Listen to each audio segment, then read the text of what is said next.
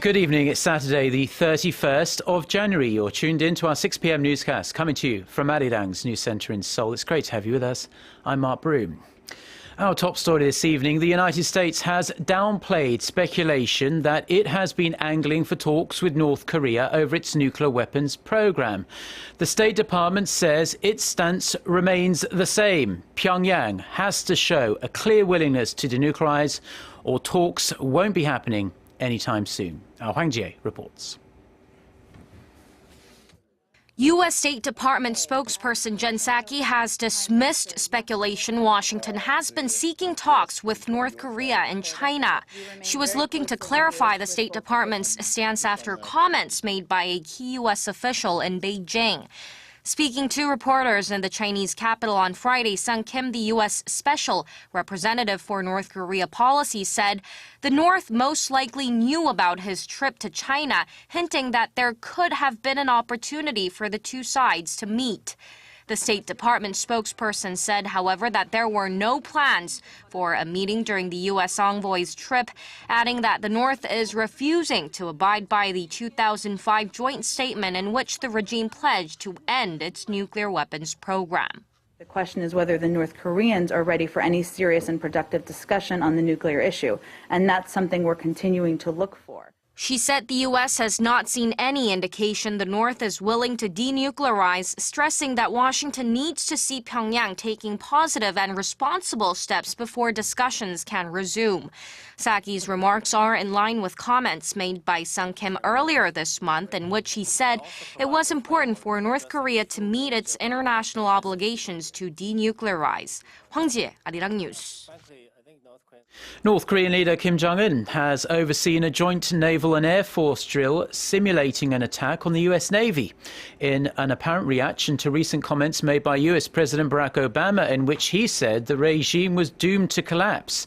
The North state-run Korean Central News Agency reported Saturday that the drill was initiated by Kim personally, as he, quote, no longer plans to sit face-to-face with rabid dogs barking loudly, in a comment clearly directed at Obama and the US government.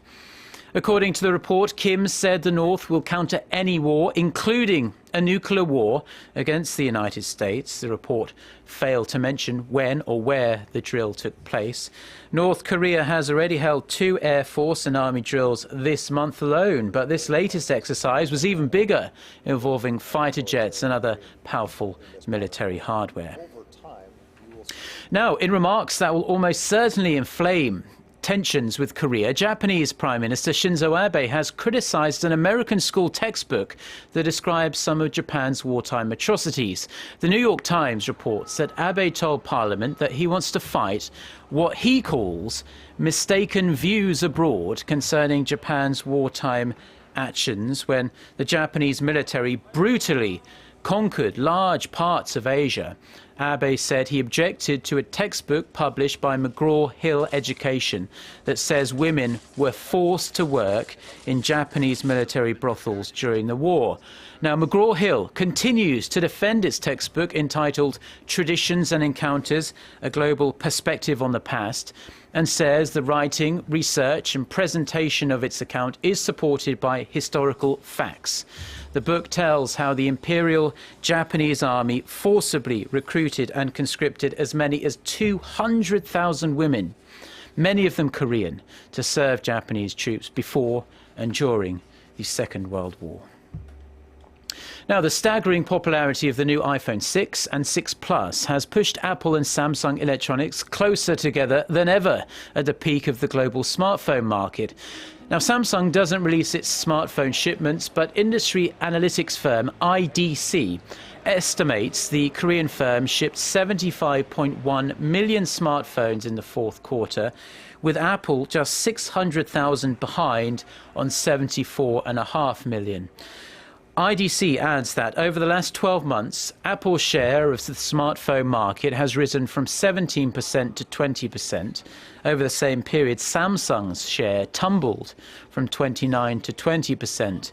Market watchers say Samsung's share is dropping because of competition from Apple at the high end and even more intense competition from Chinese manufacturers in the larger low and mid-range markets. Now, deep-sea water is jam-packed with various natural minerals that can contribute to a healthy lifestyle. Now, its use has been partially restricted here in Korea, but related regulations will be lifted from May to allow deep-sea water to be used in things like pre-mixed coffee, soda, and even snacks. Park Ji-won reports. Pure and rich in minerals, deep-sea water is pumped from some 200 meters below the ocean surface. Water enthusiasts praise it for its health benefits and taste, and now it's even being used in artisanal foods and alcoholic beverages. In Japan, the deep-sea drinking water market is worth nearly $650 million, and in Taiwan, it's reached some $550 million.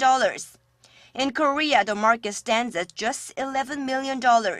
One of the reasons the special water remains relatively untapped here is strict local regulations on deep-sea water use. The law stipulates only 6 food items, including bottled water, tofu, and kimchi, can use deep ocean water. But demand is only growing, and research points to the unlimited potential of the clean water.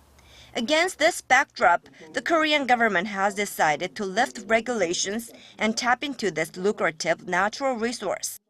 The government will designate Goseong Gangwon-do province, already home to a deep-sea water company, as a specialized area for deep-sea water businesses.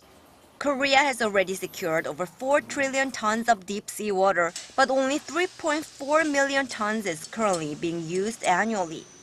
Park Ji-won, Arirang News.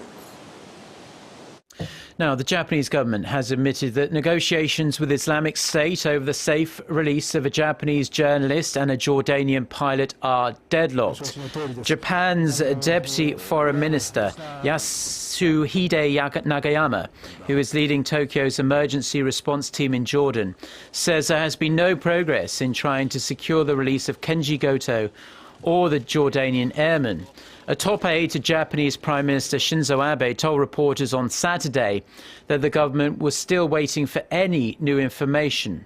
Islamic State has vowed to kill its Jordanian hostage by sunset on last Thursday unless Jordan handed over an Iraqi militant in return for Mr. Goto. Jordan has demanded evidence the pilot is still alive before it frees would-be suicide bomber Sajida al-Rashawi, who has been on death row for nearly a decade. At least 61 people have been killed in a bomb attack that ripped through a Shiite mosque in southern Pakistan as worshippers gathered for Friday prayers. Police say the blast was either caused by a suicide bomber or an explosive device.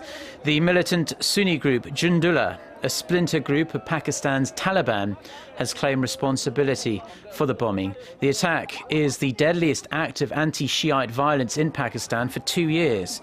The country's Prime Minister Nawaz Sharif has condemned the bombing and ordered an immediate inquiry. Now, the next time you're looking for a scenic escape, you might want to explore one of Korea's beautiful recreational forest areas. Beyond being just a nice place to relax, the area offers a broad range of activities, and they are giving local businesses a much-needed boost. Now, Son Jung-in reports. A new recreational forest has recently opened in Pyeongsan-bando, an area on the west coast that embraces both mountain and sea. Of the 160 recreational forests spread across Korea, this is the first one with a beautiful panoramic view of the beach as its backdrop. The idyllic setting gives visitors a chance to enjoy some water sports and explore the ecosystem of the ocean, or camp out in the forest while breathing the fresh, pine-scented air. And it is not just visitors who welcome this new recreational facility.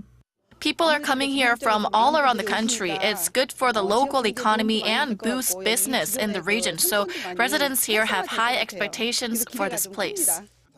Pyeongsan-bando is just one of a number of recreational forests across the country that are building new programs tailored to the growing number of people looking for a reason to get out of the city. Gyeonggi-do Province, for instance, is preparing to open the first foreigner-friendly national forest in Yangju in October as part of a forest-based welfare policy for area residents, including immigrants and multi-ethnic families. We're planning to diversify the recreational forest theme with an array of attractions, such as marine explorations, foreigner-friendly camping zones, or mountain horseback riding. The government plans to continue expanding the number of natural forest sites in the country to give busy urbanites a chance to relax and escape for a time while reconnecting with nature. 손정인, Arirang News.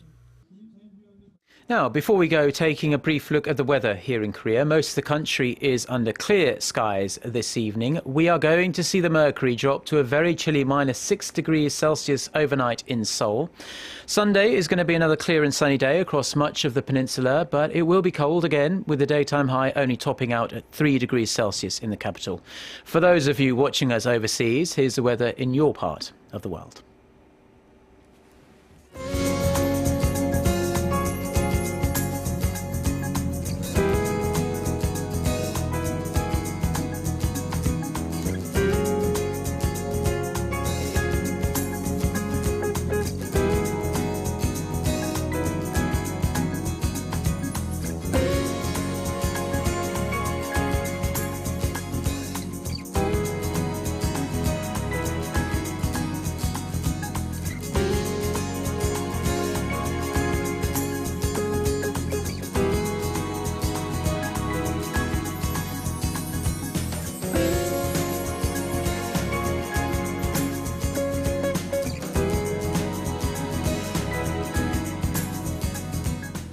And that's all we have for now. Enjoy the rest of your Saturday wherever you're watching us, and do stay tuned to Arirang TV. We'll be back again with our next newscast at 10 p.m. Korea time. Until then, goodbye.